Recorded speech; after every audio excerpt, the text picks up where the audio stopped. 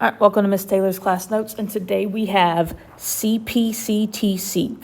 So CPCTC stands for corresponding parts of congruent triangles are congruent.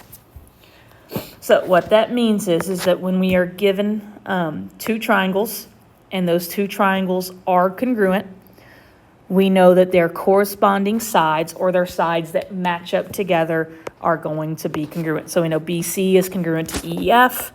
I know that BA is congruent to ED. And I know that CA is congruent to DF. Same thing goes with the angles. A is congruent to D, B is congruent to E, and C is congruent to F. So when we are using CPCTC, the order that things are written in matters. So we have what we call congruency statements or congruent statements.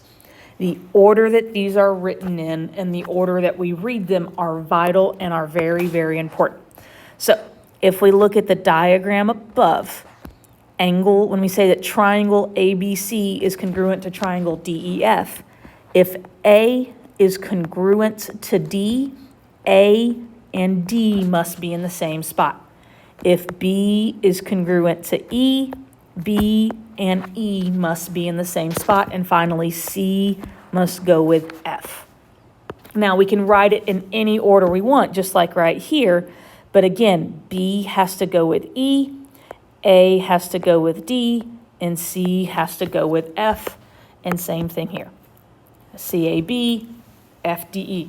The order that we write these things in matter. Whatever they're congruent with, it must be in the same order.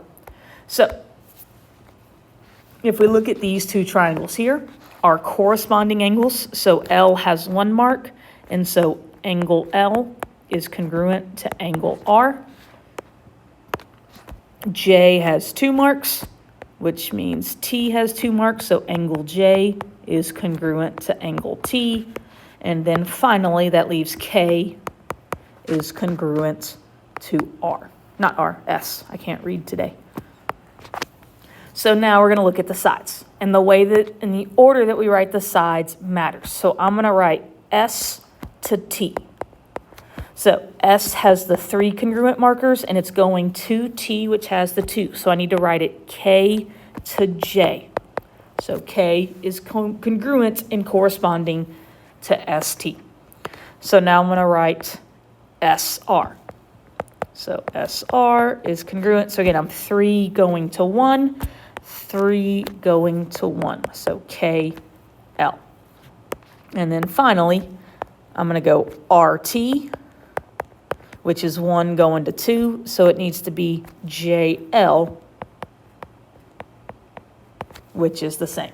So again, when we write our congruency statements, the angles must match each other. So if I have triangle JKL is congruent, if J has 2 markers, I have to put T first, triangle T. Then I put K, which has your 3 markers, so that means that S needs to go next. And then finally, since L is there, then we go R. The order itself doesn't matter, the first one, but the second one must match the first one.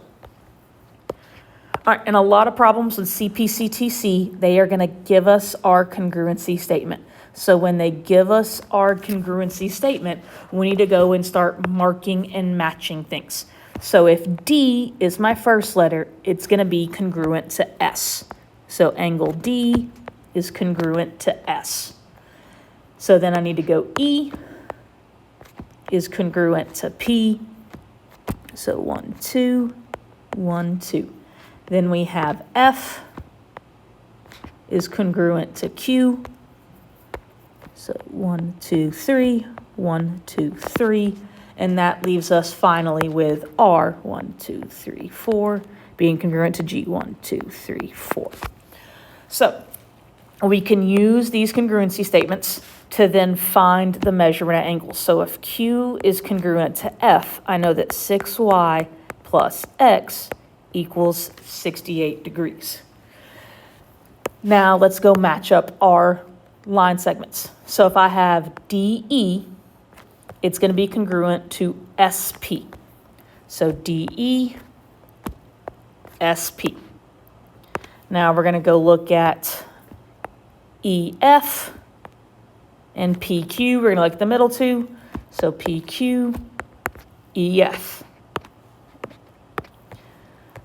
Then I'm going to look at FG, the last two, and QR. 1, 2, 3, 1, 2, 3. And then finally, our last ones are RS. Yeah, 1, 2, 3, 4, and DG. So again, I now have more information to make that congruency statement because I know that GF is congruent to QR. So I know that 12 equals 2x minus 4. So I can go ahead and real quick solve this first one. I add 4 to the other side, so 16 equals 2x. So 8 equals x. And now we can plug that into our previous congruency statement. 6y plus 8 equals 68. I can subtract the 8, and then 6y equals 60, so y equals 10. So I want you to do the same thing with these two shapes here and check your notes with the completed class notes. So we're going to see a lot of diagrams like this going forward in this unit. So our question is triangle SPT congruent to QRT? So to do this, we need to prove that all sides are congruent, and we need to prove that all corresponding angles are congruent. So if we notice on this one here, they have already marked off the sides. So we need to look at the angles and see if we can figure out if there are any congruent angles. So we got to look at the information they've given us on these markings. So the first thing I notice is I have two opposite rays, and I have the same vertex. So I know that angle PTS is going to be congruent to angle RTQ. And the reason I know this is vertical angles. So the next marking the problem gives me is it gives me these two triangles here. So those two triangles tell me that P is parallel, or PS is parallel to QR, and that makes SQ a transversal. So if we have transversals, we have alternate interior, alternate exterior, corresponding, and consecutive interior. And because I've got these two lines right here, I know everything's going to be interior. So the question is, do I have angles that are opposite or alternate, or do I have ones that are consecutive or the same side? And the answer is I have angles that are alternate interior. So angle PST is congruent to angle RQS. And again, we know that because of our alternate interior angles. And so now we've got another transversal. We've got transversal PR. And so again, everything's still going to be inside, and it's still going to be alternate interior. So angle SPT is going to be congruent to angle RQT, again, because of alternate interior angles. And so, yes, triangle SPT is congruent to triangle QRT because all sets of sides and all sets of angles are congruent. So, just real quickly to bring back some big ideas that we've talked about in the past, our reflexive property. ABC is congruent to ABC. We are going to use reflexive property all of the time. We're going to use it left and right, all over the place. I'm going to show you in a couple examples later how we're going to get there and how we're going to use it. Symmetric, which, I forgot that I wrote this wrong. So this should be triangle DEF is congruent to triangle ABC. We can put them in any order that we want because they're symmetric. And then finally, transitive property. If ABC is congruent to DEF and DEF is congruent to JKL, we can eliminate the middleman, and we know that ABC is congruent to JKL. All right, Our last and final theorem that we're going to talk about, or our last new thing, is our third angles theorem. If two angles are congruent to two angles of another triangle, then the third angles are congruent. So if E is congruent to B and A is congruent to D, I know because everything in a triangle equals 180, and if I subtract the same two numbers from 180, I know that C is congruent to F. So let's break this triangle down. So we want to know the measure of B, D, C. So we want to know this angle right here. So first, let's look at our congruent markings.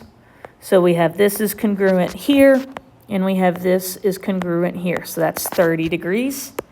And then we have this one here is congruent to here. So I know that's 45 degrees.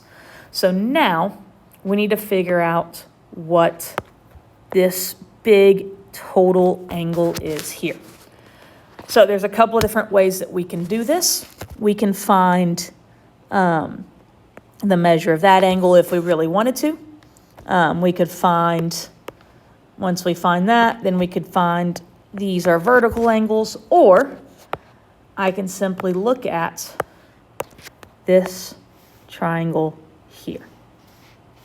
So if I'm looking at this triangle here, triangle CBD, I know that one angle is 30. This one right here, I know that another angle is 45. So if I add them together, we get 75 degrees, and I know that the total angles in a triangle is 180. So 105 degrees equals the measure of angle D. And so that's one way that we can do it. Is sometimes they're going to give us complicated looking things, but we just, as long as we can break them down and we can figure out the parts that we have, it gets a lot easier. So we're going to kind of do a mini baby proof with this right here. So they gave us lots of information. They gave us that DAC is congruent to BCA. They gave me that BC is congruent to AD. They gave me CD is congruent to AB. And then they gave me angle ACD is congruent to CAB. So to prove that these triangles are congruent, I need to figure out another angle and another side and figure out how they are congruent. So I'm going to talk about this first one here. So we need to figure out this side right here. So AC is going to be congruent to AC. And the reason that AC is going to be the congruent to AC is because if we look at this picture, let's draw a much better triangle. So if this is AC, and then I draw this triangle here, and this is AC, these sides are the same. And because these sides are the same, and we know they are the same, they overlap, that is our reflexive property. So now we need to look at, we've got three sets of sides that are congruent, and so now we need to figure out how do we get D and B congruent. Well, we just talked about this theorem. If those two angles are congruent and those two angles are congruent, I know that angle B is congruent to angle D because of our third angles theorem. And so once we have that done, we now have enough evidence to prove that triangle ABC is congruent to triangle CAB because of our corresponding parts of congruent triangles are congruent theorem.